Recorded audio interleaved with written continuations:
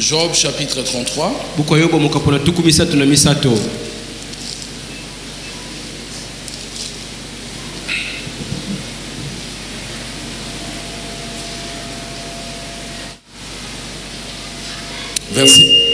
À partir du verset 13 jusqu'au verset 18. Je lis pour nous. Veux-tu donc disputer avec lui parce qu'il ne rend aucun compte de ses actes? Dieu parle cependant tantôt d'une autre manière, tantôt d'une autre. On ne n'y prend point garde. Il parle par des songes, par des visions nocturnes, quand les hommes sont livrés à un profond sommeil. Un profond sommeil. Quand ils sont endormis sur leur couche, alors il leur donne des avertissements. Il leur donne des avertissements. Et met le sceau à ses instructions afin de détourner l'homme, de garantir son âme de la fosse et sa vie de coups du glaive. Amen. Gloire au Seigneur. Alors, prenons rapidement dans Actes des Apôtres, chapitre 27. Actes chapitre 27. Qui a trouvé? Actes des Apôtres chapitre 27. Gloire à Jésus. Gloire à Jésus. Prenons le verset 37 et on va lire un autre verset. Amen. Amen. Je lis pour nous. Nous étions dans le navire 276 personnes en tout. Français, belge, c'est 276 personnes en tout. Amen. Amen. C'est très important, souligner cela. Maintenant, verset 22, non 21. On n'avait pas mangé depuis longtemps. Alors Paul, se tenant au milieu d'eux, leur dit: ô homme, il fallait m'écouter et ne pas partir de Crète, afin d'éviter ces périls et ces dommages.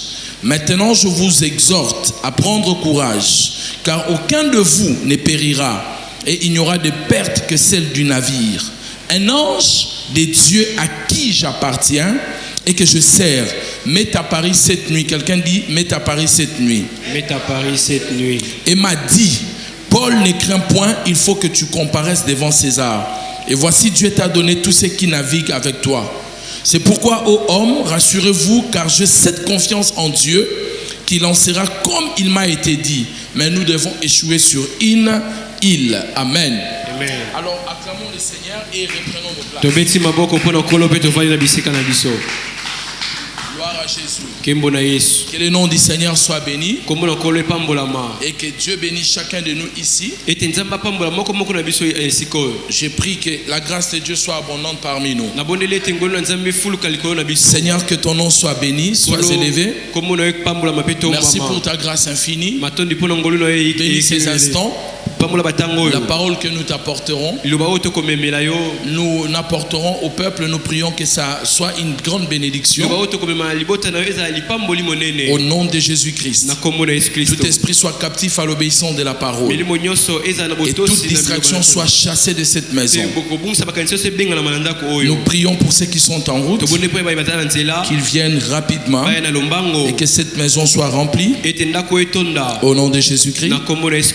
Amen. Amen. Je vais partager avec vous un message dans l'espérance que ça va nous bénir, puisque nous sommes à la fin de l'année et nous continuons toujours à prier pour nos familles, bien que certaines personnes sont dans une distraction totale jusqu'à ce qu'un malheur leur arrive pour commencer à embêter les hommes de Dieu. Au lieu de prendre garde maintenant et de prier le Seigneur. Quelqu'un me dit amen bien. Amen. Je vais parler aujourd'hui de rêves révélateurs.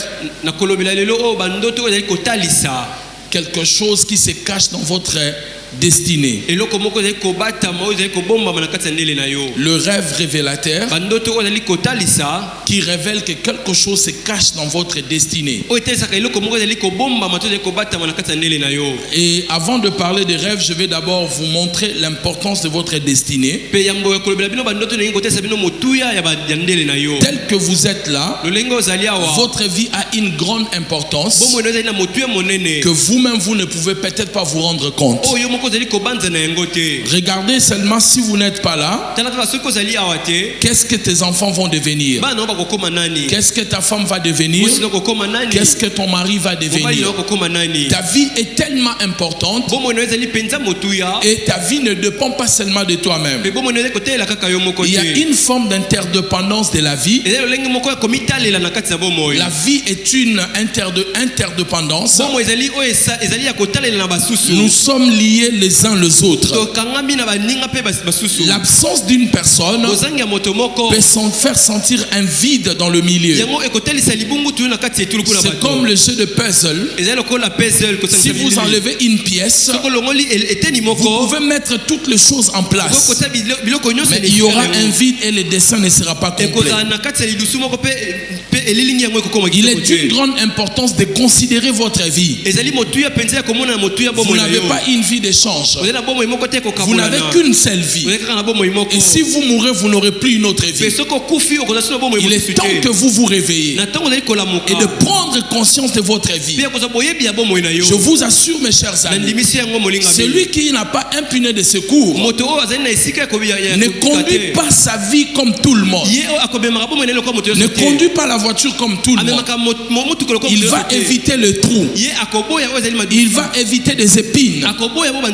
Il va éviter parce qu'il sait qu'il n'a pas de pneu de remplacement. Et il y a certaines personnes, à la manière dont elles se comportent, on se pose des questions si elles sont en train de comprendre qu'elles n'ont qu'une seule vie. La vie est unique. Si vous perdez votre souffle, c'est fini pour vous. Il n'y a pas un autre recours d'une vie qu'on va chercher quelque part. La prise de conscience de la vie nous permet de réussir. Si vous ne prenez pas conscience de votre vie, eh bien mes chers amis, vous échouerez. La prise de conscience permet que tu ne sois pas une charge pour quelqu'un. Si vous ne prenez pas conscience de votre vie, à un certain moment tu vas devenir une charge pour les gens. Où tu vas vivre, tu vivras chez quelqu'un. Quelqu'un doit t'acheter à manger. Quelqu'un doit s'occuper de toi. Même tes enfants que toi-même tu fais, une autre personne doit s'occuper de tes enfants. C'est parce que tu ne prends pas conscience de ta vie. La responsabilité nous fait grandir. Lorsqu'on prend conscience de nos responsabilités, c'est ce qui va nous aider à grandir dans la vie. Bien-aimé, la responsabilité n'est pas une punition, mais c'est une prise de conscience pour devenir un homme. Est-ce que je parle à quelqu'un? Même quand je parle ici, il y a des gens qui ne sont même pas conscients. Il y a des gens qui n'écoutent même pas ce que je dis. Ça entre ici, ça passe de l'autre côté. Il y a même ceux qui lisent leur téléphone, leur Facebook. Hier, j'ai crié, je ne sais pas si elle est là, notre fille. En pleine prédication, elle était en train d'écrire « Je suis amoureuse ». Et moi, j'étais derrière son téléphone. Donc, ça veut dire que les gens n'ont même pas conscience de leur vie. Frère, vous savez bien aimé, moi si je gêne et je prie, parce que je regarde mes prophètes, mes mentors, qui sont des multimillionnaires, mais qui gênent et qui cherchent Dieu. Et moi je ne peux pas jouer avec ma vie. En regardant votre propre vie, vous sentez que les choses ne marchent pas. Tu es né d'une famille pauvre. Tu grandis dans une famille pauvre. Vous mangez difficilement. Même quand tu viens dans la maison du Seigneur, au lieu de chercher Dieu sérieusement, tu es dans la distraction. Ça, c'est une chose que le diable est en train de faire pour détruire votre vie. Dis après moi mon destin. Je vais entendre bien mon destin. Mon destin. Parce que je vais vous parler de rêve révélateur qui a un problème dans votre destin. Qu'est-ce que c'est votre destin? Votre destin est le plan de Dieu pour votre vie. Le destin est l'avenir que Dieu a pour vous. Votre destin est le chose que Dieu a prédéterminé pour vous. Votre destin est la raison pour laquelle vous êtes né. Votre destin et les attentes du ciel concernant votre vie sur la terre. Et vous devez savoir, bien aimé, que le diable aussi n'est pas tranquille contre tous les plans de Dieu. Vous êtes le plan de Dieu. Le diable ne voudra jamais que le plan de Dieu puisse se réaliser. C'est depuis le commencement, il a créé l'homme, il a mis l'homme dans le jardin. L'homme, Dieu a formé l'homme. Le diable est venu déformer l'homme en le mentant. Et Dieu a réformé l'homme par le Christ. Donc Dieu est toujours conscient de votre destinée. Et il veut que de bonnes et de grandes choses vous arrivent dans la vie. Satan aussi est concerné par rapport à votre avenir. Il veut détruire votre vie. Chaque personne qui a un grand avenir, une grande destinée, il aura aussi de grands combats. Et l'ennemi ne laissera pas que cette grande destinée ne puisse se réaliser avec facilité. Il va susciter des gens. Il va susciter de mauvaises occasions, de mauvaises personnes, de forteresses, des choses semblables pour altérer, pour détruire, pour stopper cette personne qui a un grand avenir. Mais cela ne sera pas votre cas à cause de la mission que nous avons dans cette église. Cela ne vous arrivera pas au nom de Jésus. Donc ce que vous devez savoir, ne prenez pas vos combats à la légère. Si vous prenez vos combats à la légère, vous pouvez rester longtemps dans le même combat. Le diable peut vous faire passer le temps dans le même combat parce que vous ne prenez pas conscience. Tout ce qui ne va pas dans votre vie, très tôt vous devez prendre conscience de cela.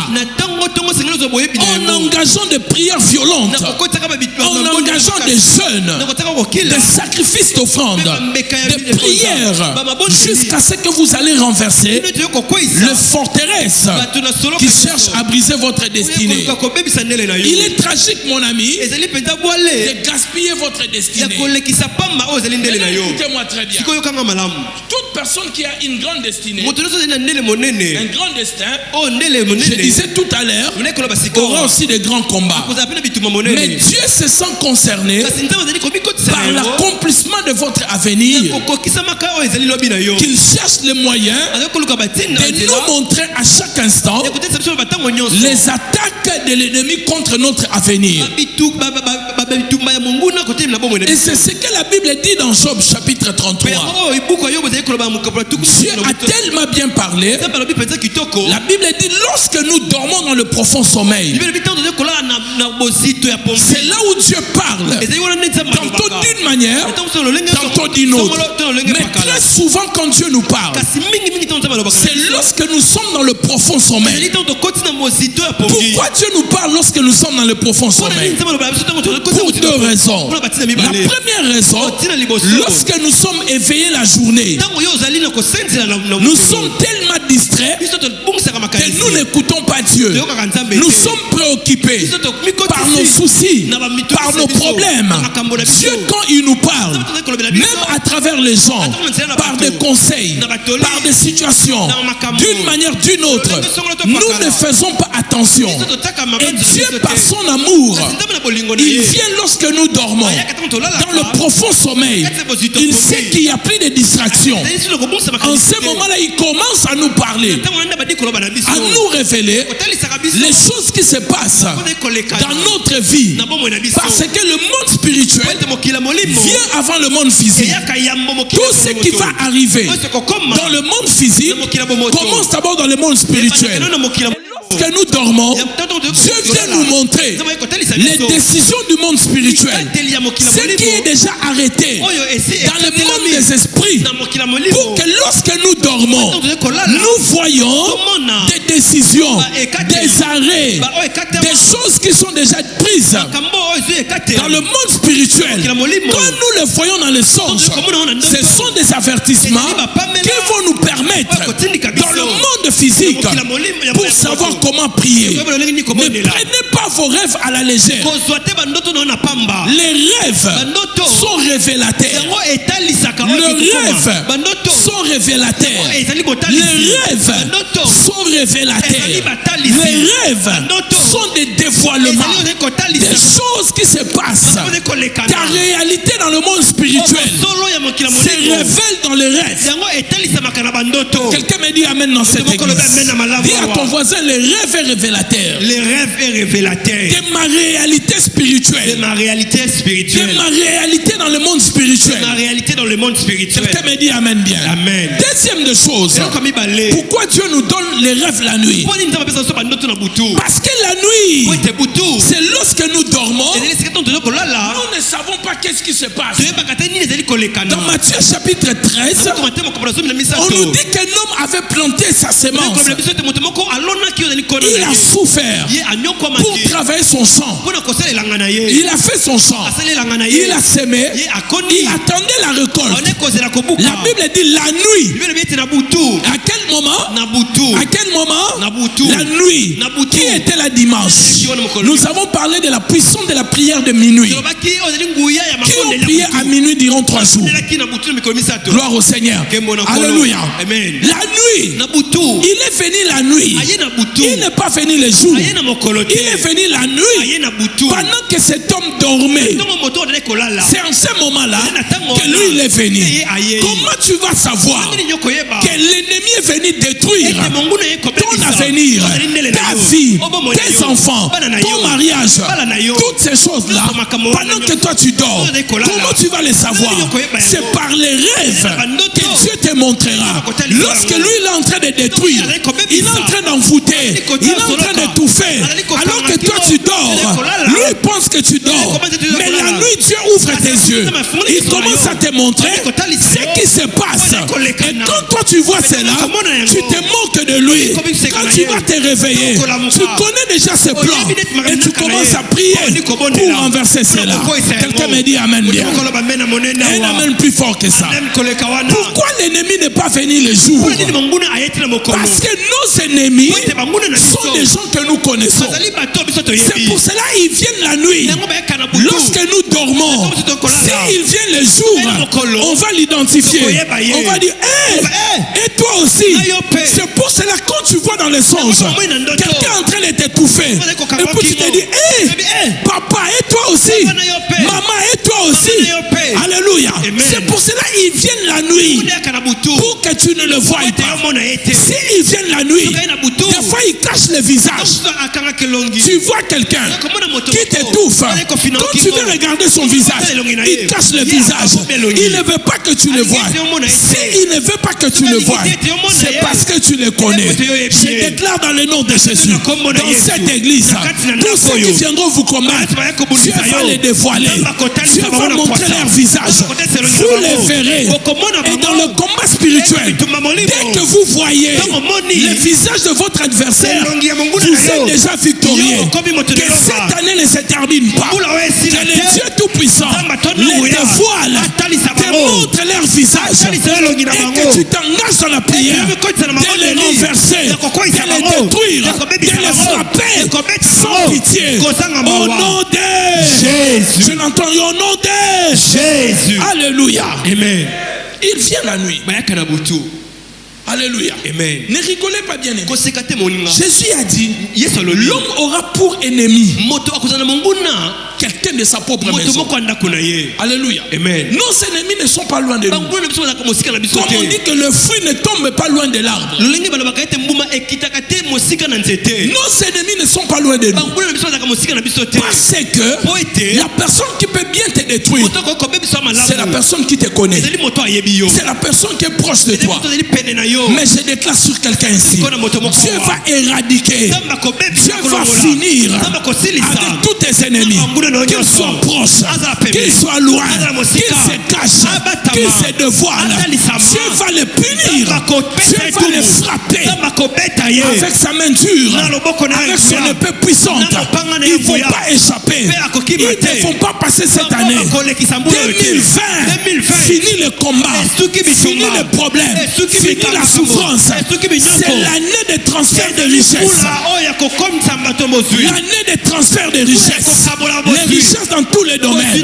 Les richesses financières, les richesses matérielles, les richesses des enfants, les richesses dans tous les domaines. L'année 2020, c'est l'année de conquête, l'année de percée, l'année de victoire. Si tu es appelé, c'est ta dernière année de plaider.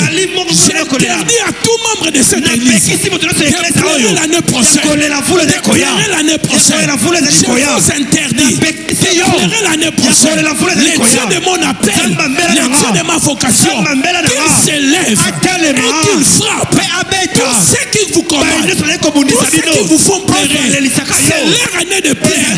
C'est eux qui vont pleurer. Si tu crois, dis amen 5 fois.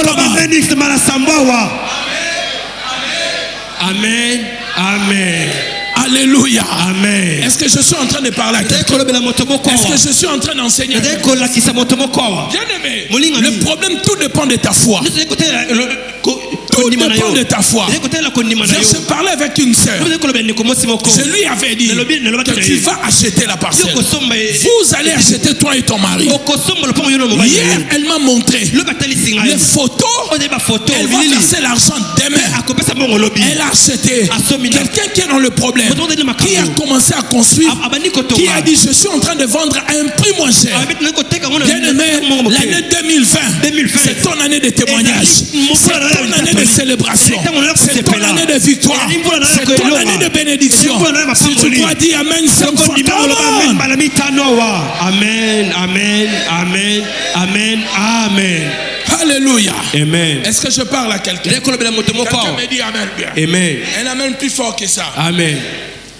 Lorsque nous dormons dans le profond sommeil, Dieu vient nous révéler. Et qu'est-ce qu'il vient nous révéler dans les songes? Il nous dit premièrement, lorsque nous sommes dans le profond sommeil, il nous donne un des avertissements. Les songes servent aux avertissements. Tu veux faire une affaire avec quelqu'un, la personne change de visage.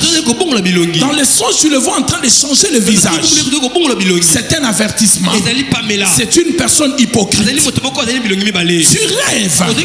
que tu veux épouser une personne, mais en train de faire les devoirs, cette personne ne veut pas te montrer les réponses. Dieu veut te dire qu'il te cache quelque chose. Quelqu'un me dit amen bien. Tu veux te marier avec quelqu'un, le jour du mariage, tu vois, la personne devient petite, alors qu'il est normal, mais il devient comme un pygmée. Dieu te montre, cette personne est immature. C'est un avertissement que vous devez prendre garde de cela. Les choses ne sont pas en vain. Lorsque vous rêvez, à moins que vous soyez malade, que vous soyez la malaria, ou vous soyez malade, ou vous avez pensé à beaucoup de choses, à une fille, ou vous avez trop mangé, ou vous êtes parti dormir sans manger. Mais si vous dormez normalement, les rêves sont révélateurs de votre réalité dans le monde spirituel. Quelqu'un me dit amen bien. Les rêves rassurent ta destinée. Les rêves te montrent ce qui est en train d'arriver dans ta vie présente et ton avenir. Les rêves te donnent l'orientation pour ton avenir. Te montrent où tu te situes actuellement dans le monde spirituel. Quand tu rêves que tu es toujours toujours chez vous, à la maison familiale. C'était une révélation qui te positionne spirituellement. Ta destinée est encore en arrière dans la maison de ton père. Mais je vais continuer à en parler tout à l'heure.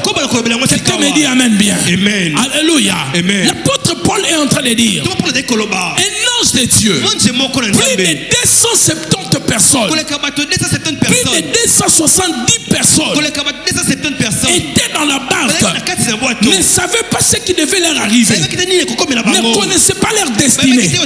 Mais un homme qui a eu accès aux rêves, accès aux songes, lorsqu'il se réveille, il leur dit, cette nuit, pendant qu'on dormait, vous étiez en train d'agiter, j'ai localisé notre avenir dans le songe. Je prophétise sur quelqu'un ici.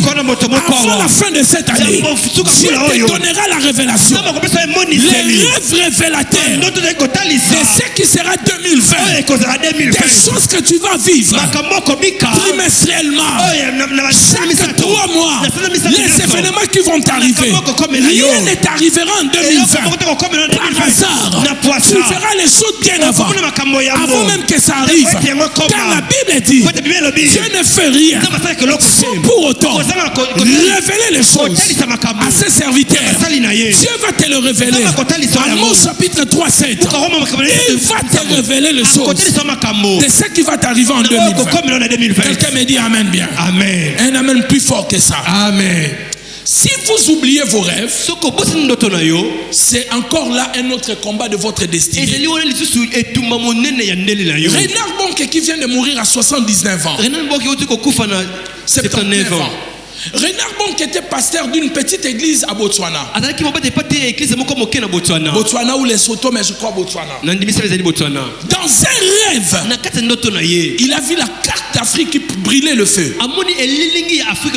Il a compris que Dieu ne l'avait pas appelé dans une église. C'est le plus grand évangéliste en Afrique qui a gagné autant de âmes, des millions et des millions de âmes. Pourquoi? Par les rêves, il a compris son avenir. Quelqu'un est ici, tu ne comprends pas d'où vient ton problème. Pourquoi tu n'arrives pas à être béni, à avoir cette situation? Le problème, c'est que tu n'as pas encore la révélation. C'est la révélation qui te permet de prier. Si tu pries sans révélation, tu n'auras jamais la victoire. Et je déclare avant la fin de cette année, Dieu va te montrer l'origine de tes combats, où se situent tes combats, afin d'engager des prières violentes jusqu'à ce que l'ennemi va lâcher prise. Et tu ne dois pas oublier tes rêves. Il y a des gens ici, vous rêvez, mais vous oubliez les rêves. C'est très dangereux. Le fait d'oublier les rêves, vous laissez votre avenir partir. C'est les rêves qui te montrent comment prier. Quelqu'un se rappelle ici dans cette église. Un jour je suis venu dans Jeudi Boukapelonga avec mes 2 sacs. Qui étaient là? Avec mes 2 sacs. Vous vous souvenez? C'est parce que la nuit, j'avais vu des gens qui m'ont volé mes sacs. Un sac plutôt. Moi j'ai pris les 2. Je suis venu ici. J'ai prié avec. Les rêves te positionnent, te montrent comment tu vas prier, t'indique le complot de monde des ténèbres dans ta vie, contre ton destin, contre ton avenir. Et c'est ce qui va orienter ta prière. Et tu ne veux pas prier comme tout le monde. Tu vas prier avec la révélation, en sachant où frapper. Et tu vas bien cibler. Et tu vas bien toucher. L'église me dit amen bien. Un amen plus fort que ça. Je prie dans cette église. Tout aveugle spirituel commence à voir voir. Je ne veux pas les aveugles spirituels ici. Je suis un prophète. Et dans cette église, il ne doit pas avoir un aveugle spirituel. Que Dieu ouvre tes yeux. Si tu ne rêves pas, si tu oublies tes rêves, que cet esprit qui vient te voler les rêves, les songes révélateurs, soit frappé au nom de Jésus-Christ. Dis après moi Amen 5 fois. Comment? Amen, amen, amen, amen, amen. Gloire au Seigneur. Tu peux encore acclamer le Seigneur. Alléluia. Amen. Quelqu'un me dit Amen bien. La solution de certains problèmes de la vie sont dans la compréhension des rêves. Lorsqu'on ne comprend pas les rêves, beaucoup de choses ne vont pas arriver. Vous allez voir ça même dans la vie de Joseph. Aussi longtemps que Pharaon n'avait pas compris les songes, rien ne pouvait arriver jusqu'à ce que Joseph a interprété le rêve. Et c'est ce qui a permis à Pharaon de commencer à faire la provision, de garder pendant 7 ans et de libérer après 7 ans. S'il n'avait pas compris les rêves, il n'allait pas épargner. La compréhension des rêves est tellement importante que ça peut sauver votre vie de déclin, de souffrances et de difficultés. Alors nous allons étudier quelques rêves et nous allons prier. Quelqu'un me dit Amen bien. Un amen plus fort que ça. Amen. Le rêve, quand tu le comprends, ça te permet de renverser le bataille, les forteresses et les renverser. Nous avons dit que les rêves, par le rêve Dieu nous avertit, par le rêve Dieu nous donne des instructions afin de détourner de l'homme du mal. Par le rêve Dieu nous préserve de l'orgueil afin de sauver notre âme de la fosse de la mort. Sorte de rêves qui reviennent très souvent. Et que cela signifie? Premièrement, lorsque vous rêvez, vous êtes toujours enfant. Vous êtes toujours un enfant. Le retour toujours à l'enfance, ça veut simplement dire il y a un retardement dans votre destin. Une forteresse, manque de maturité et indépendance. Est-ce que je me fais comprendre? Amen. Alléluia. Amen. Amen. Amen. Amen. Nous sommes fatigués tout le temps, papa, je ne comprends pas. Ma vie ne change pas. C'est un problème si tu viens à l'église chaque année, ta vie ne change pas. Alors maintenant, écrivez des rêves révélateurs. Vous rêvez souvent, vous êtes toujours jeune. Vous retournez dans votre maison où vous avez grandi et vous êtes un enfant là-bas. Ça veut dire quoi? Retardement. Parce que l'enfance, c'est une étape qui veut dire manque de croissance. Tu ne grandis pas. Ça veut dire spirituellement, tu es positionné et reconnu comme un enfant.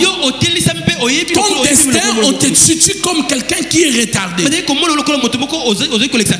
c'est un esprit de retard, de manque de maturité. Parce qu'un enfant n'a pas la maturité. Tu ne peux pas avoir 34 ans, 29 ans, tu rêves que tu es un enfant. Ça veut dire que là où Dieu veut te faire entrer, tu n'as pas cette maturité-là. Tu es situé comme un enfant. Ça veut aussi dire un enfant n'est pas indépendant. Il dépend des parents. Le fait que tu rêves de cela, que tu es un enfant, et dans votre maison, c'est que tu n'es pas encore dépendant. Spirituellement, tu es localisé comme quelqu'un de petit qui ne peut pas être dépendant et faire des choses de lui-même. Et vous êtes bloqué là. Et tu es là, tu rêves de cela. Maintenant, tu sais comment tu vas prier. Tu vas prier pour la maturité, pour l'indépendance, pour briser l'esprit de retardement. Est-ce que je parle à quelqu'un? Quelqu'un est en train de comprendre ici. Parce que même quand on parle, vous ne comprenez pas.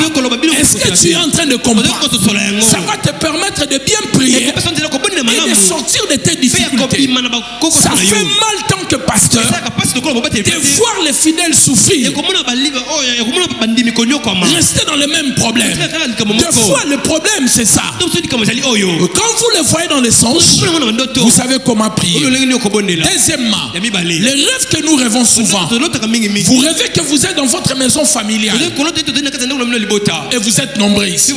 Si ce n'est pas la maison familiale, une maison vous savez louer à Yolo, à Barumbu, à Ngiringiri, ça fait 20 ans, 25 ans, 30 ans, vous avez déjà quitté là-bas.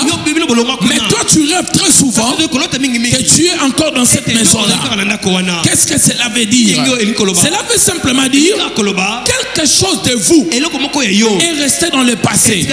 Ça peut être l'argent, ça peut être l'enfant, ça peut être n'importe quoi. Plutôt il faut regarder quand tu rêves que tu es dans la maison familiale ou dans une maison que vous avez louée dans le passé. Regardez bien les détails des rêves. Qu'est-ce que vous êtes en train de faire là? Si vous êtes en train de chercher une robe de fête, ça peut être un mariage qui est resté là-bas. Ça peut être quelque chose qui devait vous donner le plaisir. Si vous êtes femme, vous voyez des assiettes.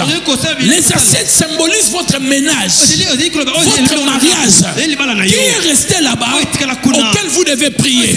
Si c'est votre argent que vous êtes en train de chercher, vous ne trouvez pas, ou vous avez trouvé, mais vous ne sortez pas, c'est votre finance qui est restée dans le passé. Est-ce que je me fais comprendre? Si vous voyez, vous êtes en train de jouer avec les enfants ou les vêtements des enfants et quelque chose pareil, c'est vos enfants qui sont restés là-bas. Vous devez comprendre maintenant comment je dois engager ma prière pour aller récupérer ce qui était resté là-bas. Maintenant, si vous rêvez que vous avez pris des choses et vous êtes en train de sortir, là il faut bénir le Seigneur parce que votre délivrance commence. Mais si vous rêvez, vous cherchez encore, ou vous avez trouvé, mais vous n'êtes pas encore sorti, ou vous rêvez, quelqu'un qui vous empêche, après avoir trouvé, vous voulez sortir, mais quelqu'un vous dit non, ne sors pas. Il ne faut pas partir. C'est la personne qui est en train de vous bloquer dans la famille.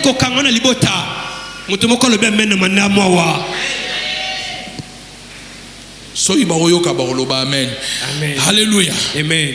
Celui qui est en train d'entendre peut dire Amen. Alléluia. Amen. Quelqu'un me dit Amen bien. Amen. Troisièmement, vous rêvez toujours, vous êtes dans votre ancienne école. Vous êtes nombreux si vous rêvez de ça. Tu es dans l'ancienne école, dans ton ancienne classe, toujours dans la même classe. Tu ne dépasses pas cette classe-là. La même école. Alléluia. Amen. Ça veut dire quoi? Toi qui rêves toujours dans la même classe, tu es toujours dans la même école. Et souvent on vous retient là-bas. Ça veut simplement dire que l'ennemi vous retienne dans une ancienne position et vous empêche de passer le prochain niveau. La même classe, personne ne reste dans la même classe toute sa vie. Personne ne reste dans la même école toute sa vie. À un certain âge, tu dois quitter l'avion d'école et vous restez. Vous étiez en ville, vous voulez prendre le bus pour partir, rentrer à la maison, et puis vous arrivez, on vous dit que le bus est rempli, ou on vous dit que les pneus sont troués. Tout ce que tu commences, tu ne le finis pas dans le rêve. Qu'est-ce que cela veut dire? Quand vous voyez ce genre de choses, ça veut simplement dire le retardement, aussi le vagabondage. Ça peut être une maison que tu commences à construire Mais tu ne l'achèves pas dans le rêve. Ça veut simplement dire un esprit de vagabondage. Un esprit, tu commenceras les choses et tu ne les achèveras jamais. Un esprit de perte de temps. Où on va te mettre dans plusieurs projets pour n'arriver à rien. Et quand tu vois cela, tu sais comment engager la prière. Tu sais que l'ennemi, en ce moment, dans le monde spirituel, Dieu me montre qu'il est en train de m'attaquer pour que je ne progresse pas. Alléluia. Amen. Si je parle à quelqu'un me dit Amen. Si vous rêvez que vous servez tout le monde, les gens sont assis et il n'y a que toi qui sers. Ne dis pas que je suis généré. Moi je suis généré. Dans les rêves, c'est moi qui servais tout le monde. Vous ne pouvez pas être des centaines de personnes en train de travailler. Ils sont là assis et toi seul tu travailles. Non, il y a un problème. Quelqu'un me dit Amen bien. On t'a positionné comme un esclave. Maintenant, s'il n'y a que les gens de la famille, c'est un esprit de servitude qu'on t'a déposé, qu'on a mis en toi dans la famille. Alléluia. Amen. Donc quand tu vois ce genre de rêve, ne sois pas très souvent content. Il faut briser cela. Si tu rêves, tu prêches. Ça c'est une bonne chose. Mais tu fais des travaux, des corvées, des choses difficiles et personne ne vient t'aider. Ça, c'est l'esprit de la servitude. Quelqu'un me dit Amen bien. Un Amen plus fort que ça. Amen. Si vous rêvez, que vous voyez des tortues, vous voyez des escargots dans vos songes, ça veut dire aussi on est en train de combattre vos progrès. On met un esprit de lenteur parce que la tortue représente la lenteur, enfin une forme de lenteur. Quelqu'un me dit Amen bien. Amen. Si vous rêvez, vous perdez des enfants, vous perdez l'enfant, vous avortez, quelqu'un vient vous voler l'enfant, quelqu'un vient étouffer votre ventre, ça veut simplement dire qu'on est en train de vous voler vos enfants. Et ça peut aussi dire qu'on est en train de voler de bonnes choses que vous devez accoucher dans votre vie. Si vous rêvez que vous êtes en train de faire un accident, ou vous rêvez les gens morts, ça veut simplement dire que c'est l'esprit de mort. Et vous devez savoir comment engager la prière. Et ça veut aussi dire votre progrès est arrêté. On a pris une décision que vous ne progressez plus. Quelqu'un me dit Amen bien. Amen. Si vous rêvez encore que vous êtes mordu par un serpent ou un animal, n'importe, c'est une perte importante qui va arriver dans ta vie. Et il faut beaucoup prier pour briser cet esprit-là. Si vous rêvez, vous êtes dans un cimetière, ça veut simplement dire qu'on est en train d'enterrer vos percées. Et vous devez prier sérieusement pour cela. Vous rêvez des animaux qui ne vous mordent pas, qui ne vous griffent pas, mais qui vous attaquent. Ce sont des menaces du monde des ténèbres. Appelez des gens qui vont vous aider dans la prière. Quelqu'un me dit Amen bien. Amen. Et vous rêvez des animaux comme des chats. Les chats, l'hibou représente la sorcellerie. Les chiens représentent l'impudicité, l'adultère. Toutes ces choses-là. Et si vous rêvez que vous plairez, en train de pleurer, ça veut dire qu'une situation difficile est en train d'arriver dans votre vie. C'est un avertissement divin auquel vous devez beaucoup prier. Quelqu'un me dit Amen bien. Et ces choses se passent à quel moment? Très souvent. À quel moment? À quel moment? Pourquoi la nuit? Parce que Dieu te révèle ce que l'ennemi est en train de faire contre ta vie la nuit. Et en ce moment-là, quand tu vas te réveiller, n'envoie pas de message sur WhatsApp ni Facebook. Facebook, qu'est-ce que tu dois faire? Tu commences la prière de minuit. Paul et Silas sont entendus à minuit. Dans Acte 16, à partir du verset 25, ils ont commencé à prier à minuit. La prison, le porte de la prison était ouverte. Peu importe la prison où on te place, où on a caché tes biens, où on a caché tes enfants, où on a caché ton argent, où on a caché ton avenir. Si tu pries à minuit, cette prison s'ouvrira. Je dis que cette prison s'ouvrira. L'Israël est sorti de l'Égypte, de l'esclavage à quelle heure? À minuit. Quel que soit l'esclavage qu'on t'impose, si tu pries à minuit, ils vont lâcher prise. Parce que c'est à minuit qu'ils commencent les réunions. Quand tu envoies les feux à minuit, ils ne vont plus faire la réunion.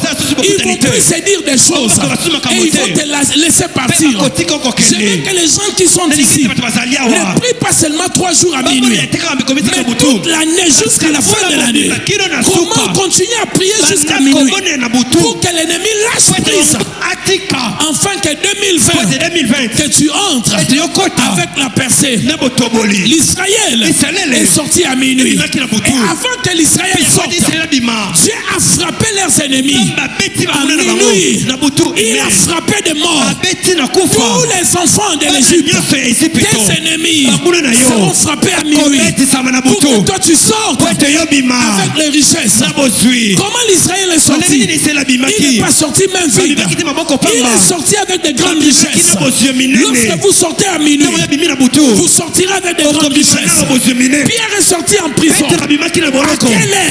C'était la nuit. L'ange est venu. Pendant que l'église priait la nuit pour lui, l'ange est venu les libérer. C'est lui qui priera à minuit jusqu'à la fin de cette année. Tu auras un témoignage. Même pas en 2020. Avant 2020. Si tu as la foi, dis je le reçois. Et encore je le reçois. Dis 5 fois je le reçois au nom de Jésus. Je le reçois, je le reçois, je le reçois, je le reçois, je le reçois au nom de Jésus. Tu acclames le Seigneur. Alléluia. Amen. C'est la nuit que Satan a humilié Pierre dans la pêche. C'est la nuit aussi, au milieu de la nuit, que le Seigneur est arrivé. Et Pierre a fait la pêche miraculeuse. Le Seigneur viendra la nuit quand tu vas prier. Quand tu vas commencer à prier, il se révélera dans ta vie. Toi qui veux te marier, prends 7 jours de prière la nuit. Ruth a prié à minuit. Ruth à minuit a découvert son mari. À minuit, c'est le moment où Dieu prend ses décisions. Quelqu'un prie à minuit et verra la bonne main de Dieu dans sa vie. Je vais clôturer mon message en vous disant ceci. Savez-vous que Dieu nous appelle des sentinelles? Est-ce qu'il le sait ici? Hein? La Bible dit dans Habakkuk, chapitre 2, j'étais là. Je faisais quoi? J'étais à mon poste. Je faisais quoi à mon poste? J'ai veillé. Je faisais quoi? J'ai veillé. J'attendais ce qu'il me dira pour que je sache ce que j'allais répondre. Pour ceux qui veillent à minuit, l'ennemi ne peut pas les surprendre. L'ennemi ne peut pas les surprendre. C'est lui qui va commencer à prier à minuit. Tu vas défaire les réunions. Tu fermeras le ciel de ta parcelle. Les sorciers ne passeront pas. Ils n'entreront pas dans ta maison. Habakkuk a dit, j'étais dans mon poste et je veillais. On ne veille pas la journée, on veille la nuit. Je veillais et j'attendais ce qu'il allait me dire. Je vais dire à quelqu'un, veille durant cette semaine. Regarde, attends-toi de Dieu. Qu'est-ce qu'il te dira? Et sois prêt à lui dire ce que tu fais pour le voir en 2020. Quelqu'un me dit Amen. Dis après moi les rêves. Les rêves. Plus fort que ça, les rêves. Les rêves. Dis les rêves révélateurs. Les rêves révélateurs. De ma position spirituelle. De ma position spirituelle. De mon état spirituel. De mon état spirituel. Au nom de Jésus. Au nom de Jésus. Je clôture mon message en allant vous disant les rêves vous donnent un système de sécurité. Pour ceux qui sont partis en Europe ou à l'étranger, aujourd'hui même au Congo, il y a des alarmes. Alarme, des systèmes de sécurité. Que tu sois là ou pas, dès qu'un intrus, un étranger entre chez toi, ça commence à bon, même dans des voitures aujourd'hui, si quelqu'un touche ta voiture, même si tu étais là-bas, il force le poignet. Point. Ça t'appelle, viens voir, quelqu'un veut te voler. Le rêve est un système de sécurité. Quand tu le vois, ça te positionne. Ça te dit ce que tu dois faire. Ça te révèle la position de l'ennemi, ce qu'il veut.